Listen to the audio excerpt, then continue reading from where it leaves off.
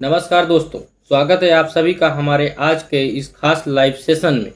मैं हूं राजकुमार यादव और आप देख रहे हैं हमारा यूट्यूब चैनल राज की बात। आज हम उस राज्य की बात करने वाले हैं जहां की राजनीति पूरे देश का पारा बढ़ा देती है। जी हां, पश्चिम बंगाल। 2026 के विधानसभा चुनाव संपन्न हो चुके हैं और अब सिर्फ इंतजार है उस तारीख का जब किस्मत के बक्से खुलेंगे। लेकिन उससे पहले जो एग्जिट पोल आए हैं उन्होंने पूरे देश में खलबली मचा दी है। आज हम एक एक सीट का गणित समझेंगे और देखेंगे कि बंगाल की हवा किस तरफ बह रही है। आप लोग जुड़ते जाइए और कमेंट में अपनी राय जरूर लिखिए, क्योंकि आज का ये लाइव आपके और हमारे बीच की एक खुली चर्चा है। दोस्तों, इस बार का चुनाव पिछले सभी चुनावों से अलग रहा है। सबसे पहले बात करते हैं वोटिंग प्रतिशत की। बंगाल में इस बार करीब 92% से ज्यादा मतदान हुआ है।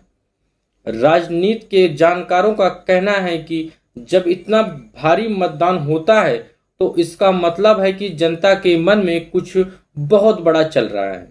क्या ये बदलाव की लहर है या फिर अपनी ममता दीदी पर दोबारा भरोसा जताने का जोश है? अगर हम अलग अलग सर्वे की बात करें तो मामला बहुत फंसा हुआ है। एक तरफ जहां देश के कुछ बड़े चैनल कह रहे हैं कि बीजेपी इस बार 160 का आंकड़ा पार कर रही है और पहली बार सोनार बंगला में कमल खिलेगा, वहीं दूसरी तरफ ममता बनर्जी का अपना एक मजबूत किला है, खासकर महिलाएं और ग्रामीण वोटर्स। लक्ष्मी भंडार जैसी योजनाओं का असर जमीन पर साफ दिख रहा है, जो टीएमसी को फिर से सत्ता की चाबी दिला सकता है।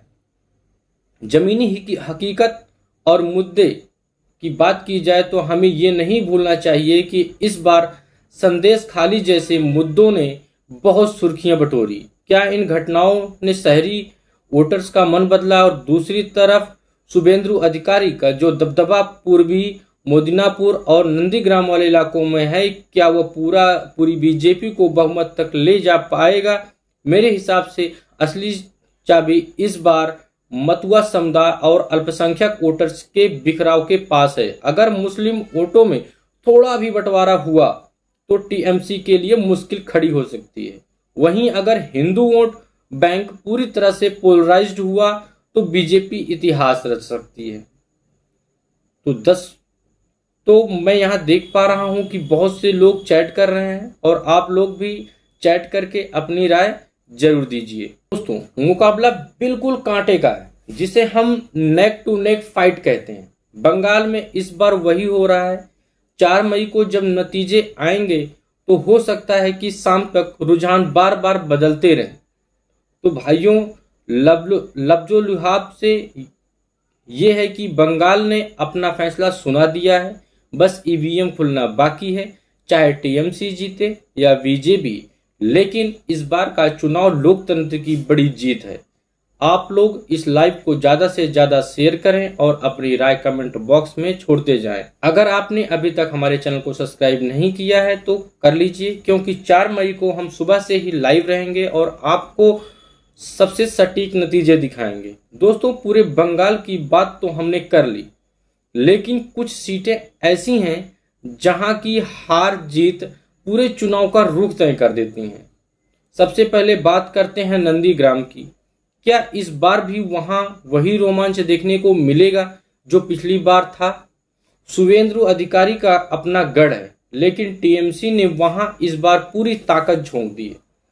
इसके बाद नजर डालिए उत्तर बंगाल यानी नॉर्थ बंगाल पर।